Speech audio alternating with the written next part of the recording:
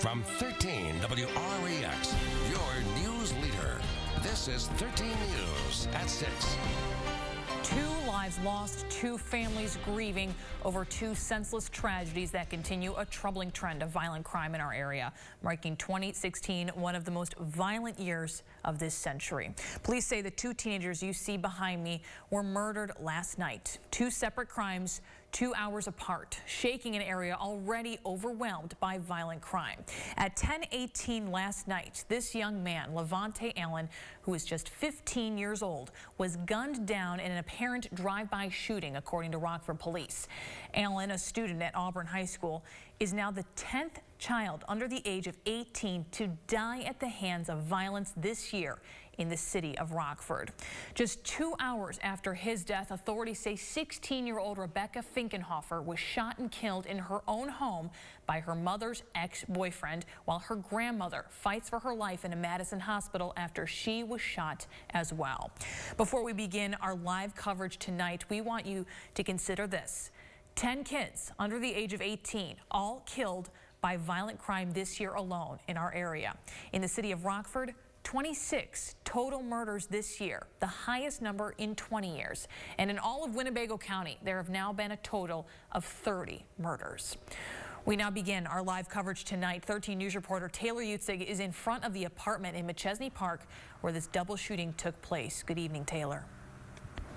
Good evening, Kristen. Yes, I'm here on Minns Avenue in McChesney Park, where neighbors and family are still in shock after 17-year-old Rebecca was shot and killed just behind me at her apartment here on Minns Avenue. Now, officials say it happened just after midnight this morning. 2 Winnebago Sheriff's deputies arrived to the apartment complex for an unknown disturbance. There, they say they first found an armed man who the Sheriff's Department identifies as 36-year-old Michael Murnack. According to the Sheriff's Office, deputies shot Murnack when he pointed a gun at them. Deputies then found 17-year-old Rebecca dead near the doorway of the apartment. On the 2nd floor of the apartment, deputies found her grandmother, 63-year-old Cheryl Puckett, with a gunshot wound to her face. Authorities say she's been transported to the UW-Madison Hospital for life-threatening injuries. Terrible scenario, tragedy. I want to give my condolences again to the family, and again, we'll as information comes out, we'll get it to you. Now, Michael Murnack is in a local hospital, according to authorities, also being treated for his life-threatening injuries. That's all we have here right now.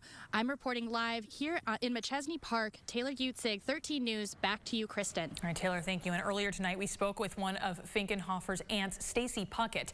She tells us the family is in shock and devastated over what's happened.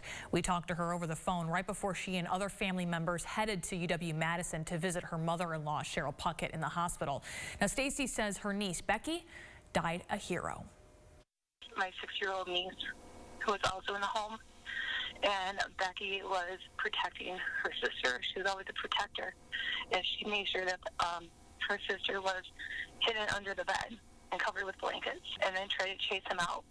I just want everyone to know that Becky was the sweetest girl in the world.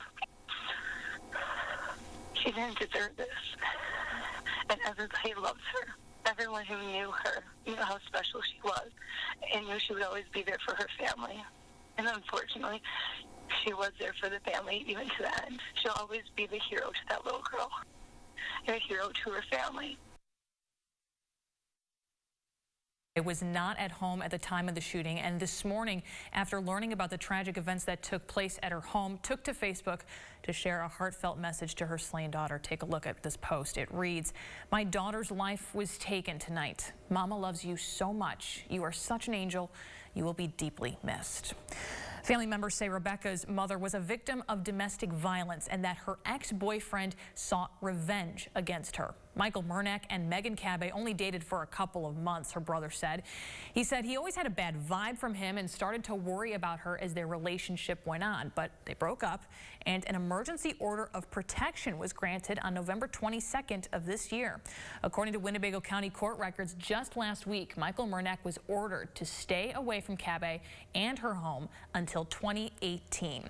Just hours before the murder, a chilling message was posted on Murnack's Facebook page, and we do want to warn our viewers right now, what you see next might be disturbing. The post said Murnak was going out drinking and he invited his Facebook friends to join him. Just 4 hours later, this expletive-filled message on his wall was posted.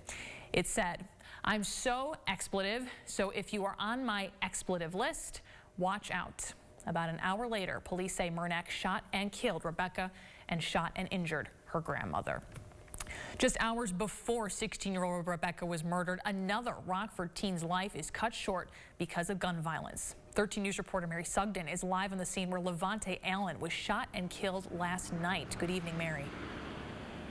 Good evening, Kristen. Just behind me here at Preston and South Central is where Rockford police say 15-year-old Levante Allen was gunned down. Now, police say this happened last night around 10:15. According to officers, they say two victims, Levante and a 40-year-old woman, showed up at a local hospital, both suffering from gunshot wounds.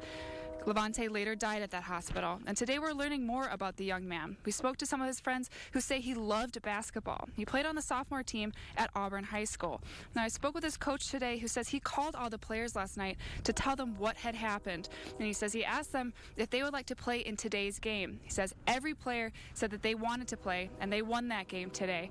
Now, Auburn's athletic director asked that no players or coaches speak with the media today, and we did reach out to RPS 205, who says its grief team will be available at the school throughout this week for some of those students, and Rockford police have not released any suspect information at this time. Reporting live in Rockford for your Digging Deeper station, Mary Sugden, 13 News. Kristen, back to you. Mary, thank you. And Levante's death was the 26th murder of 2016, making it Rockford's most deadly year since 1996. And according to police, 10 young people under the age of 18 were killed because of violence. Rockford's Police Chief Dan O'Shea says it shouldn't just fall on the police and the schools to end this violence. It ends up landing also on the parents to stop it.